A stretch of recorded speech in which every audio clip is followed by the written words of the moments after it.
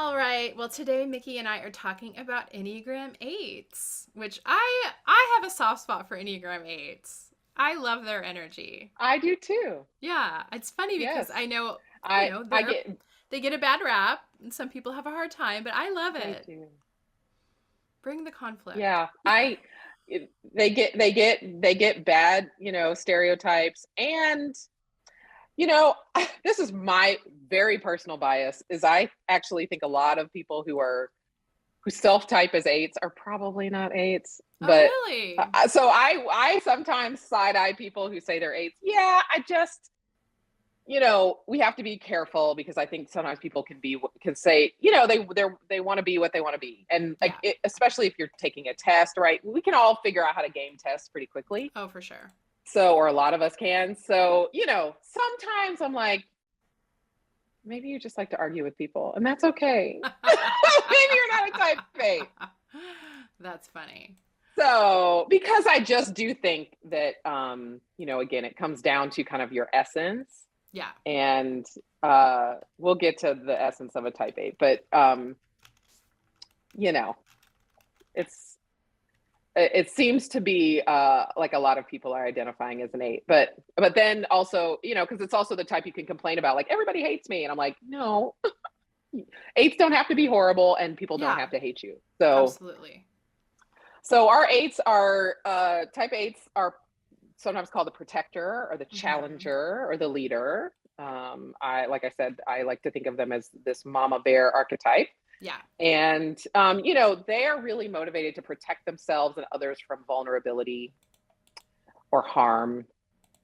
And, they want to maintain power and Yeah. control. Mm-hmm. But that is really in order to avoid dangerous people and situations. Hmm. So the type 8 believes that they can protect themselves and Yeah. gain worthiness about if they show up as Mm-hmm. strong and powerful, Yeah. and not, and and if they really are just not submitting to others but insisting on and Yeah. asserting their truth and strength.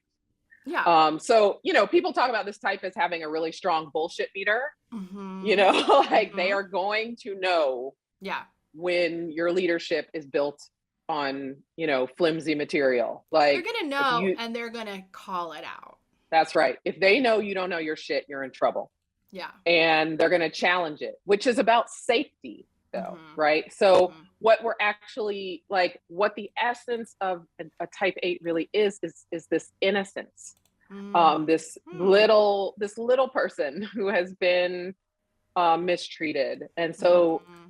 if they can control the danger, then they can actually be their little innocent selves. Mm.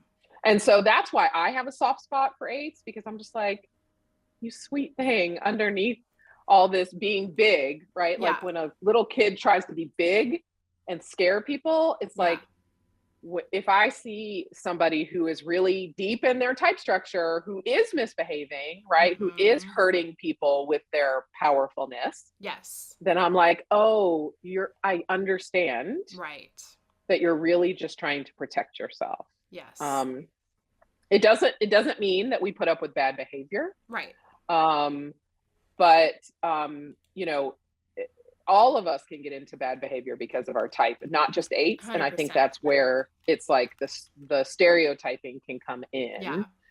Yeah. So and the other thing is, this is, again, the Enneagram of personality can go so deep and has so many different kind of rungs of it. We haven't really talked about kind of time orientation, but 8s are really present focused. Yeah. Um, and so their attention is on what can be done now. Yeah. There really is this sense of immediacy, like, we need to do something. Yeah. We need to, handle this right now. Mm-hmm. And so they have a sense of fairness and justice that is very internal. So I will say, they're like, our sense of like right and wrongness often comes from, Mm-hmm. like, it's like we are constantly looking for a higher sense of moral understanding and then aligning ourselves to that. 8s have a clear sense of what's fair and right or Mm-hmm. just that comes from the inside. Yeah. And so Yeah. and so that is part of what's fueling this hyper focus on power and control. Mm-hmm. And that is also what can make them so entrenched in this, like, my way or the highway thing. Mm-hmm. And it's really fueled. The reason it feels so strong is because they do tend to have a very high kind of zest for life, lots of Yeah. verse, that energy, that life force. Yeah. And so it comes out in excess. It can come out, we talk about sevens being, the fun ones, but eights are going to like do everything with gusto because they Yeah. just have so much life force. And Yeah. so they're going to party in extreme. They're going to fight for justice in extreme. Yeah. They're going to like give it all they got for everything. Yeah. I think one of the reasons that I am really drawn to Enneagram 8s is I like to know where I stand as an Enneagram 3. I want to know what, Yeah, what are people thinking? I want to read the room. that's And right. 8s, you just know. And I Yeah. appreciate that directness, even if it's negative. I just like that I'm Yeah. not guessing. Yeah. Yeah. Maybe when eights are just figuring out who's in control in the room, like they're Mm-hmm. sorting it out, Yeah. you might not know what they're thinking, but at some point, Yeah. you're right. It's going to like come out Mm-hmm. because, again, they are trying to solve for who's in control. Do they Yeah. deserve to be in control? Am I in danger if I'm under this person's Yeah. control? Mm-hmm. And they're trying to navigate the largeness of their presence that they bring, even Yeah. if they're a small person. Sure. Yeah. Eights can It's be the small presence. people, Yeah. but Yeah. they bring kind of a forceful Yeah. presence. And which is good. They're Mm-hmm. determined, they're courageous, Yeah. typically really friendly. Mm-hmm. And like you said, where they stand, they're straightforward. Yeah. And so they can be that charismatic, inspiring leader. Mm-hmm. They may not get things done, but I would suspect they often have a 3 that is getting things done for them or beside them, because they Uh-huh. will tap into the power that people have in the room, and you have the power Mm-hmm. to work the room. So they're going to align themselves with you. Yeah. But really, of course, then, like I've said before, there's a flip side, right? And the flip side is that, they can be exhausted from Mm-hmm. always being in this fight mode, being in this, Yes. trying to understand where they need to assert power, where they need to Yeah. lead, by living life so full throttle, Yeah. and by denying the fullness of who they are, right? If they Mm-hmm. always want to live in superhero mode Mm-hmm. and always be the protector Yeah. and never show their own weakness and vulnerability, or that they That's are exhausting. afraid, Yeah. that's exhausting. And again, if we talk about cultural overlays, there are people who are expected to be Mm-hmm. perfect and to be, Mm-hmm. to be strong all the time. I have started thinking about, we were talking about this the other day, when we were prepping, is like, I'm thinking about finally writing a memoir. Mm-hmm. I say that as if I'm 80, but I'm like, thinking about it seriously because I had kind of just dismissed it for so long. But, thinking about Black women who write memoirs where they get to be messy, where they Yeah. admit messing up. And it feels Yeah. like we're not allowed to do that. I mean, now maybe with Viola Davis's memoir and Mm-hmm. Gabrielle Union, but it's like our stories have to be about being strong and overcoming and Mm.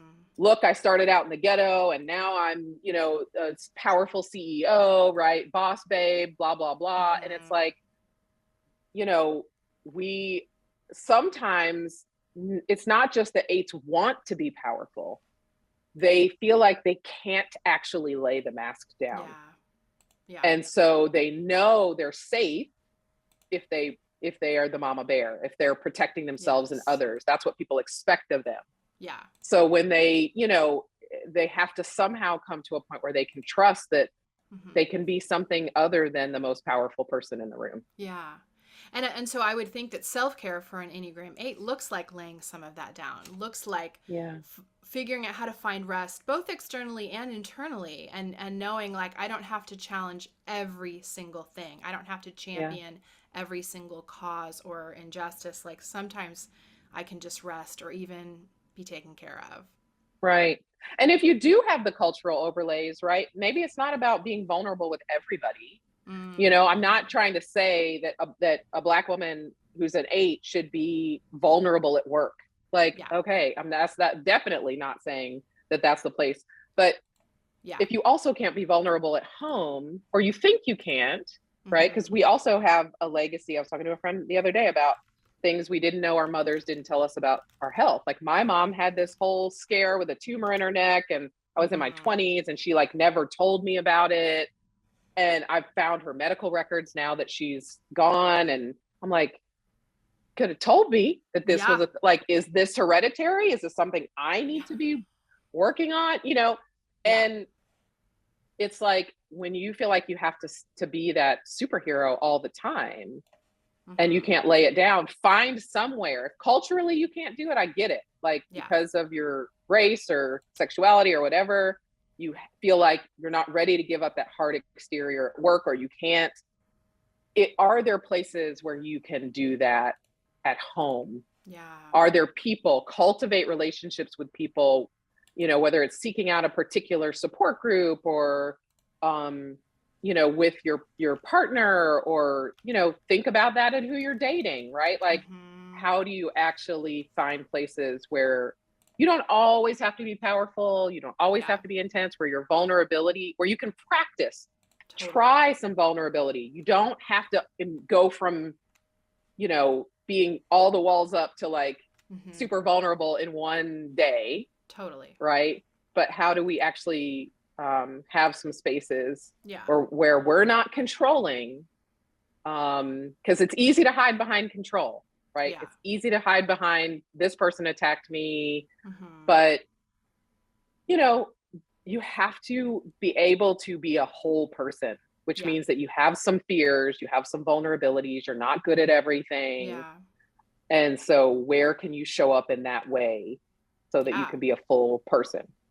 And how do we create that space or that safety for our Enneagram 8 friends? Yeah. So 8s, you know, like we said, are looking for truth. And justice. And so when 8s can like begin to understand that their truth is connected to the truth in others,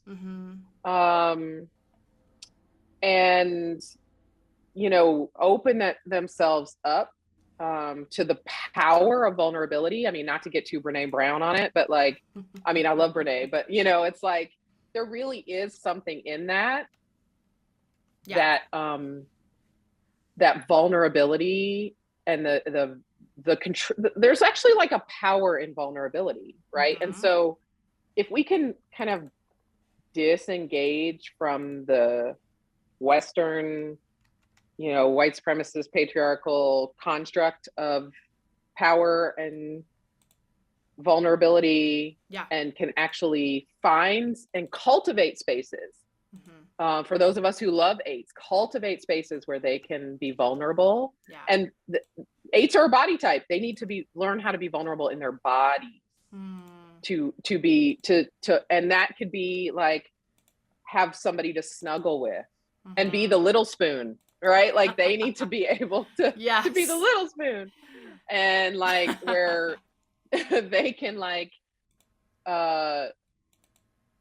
not know how to do things, like try new things and be vulnerable with it, or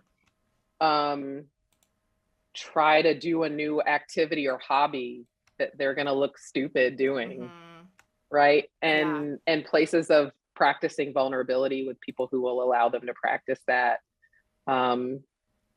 That is really, you know, a gift to type 8s. Well, next up, we're going to hear from someone who is a type 8,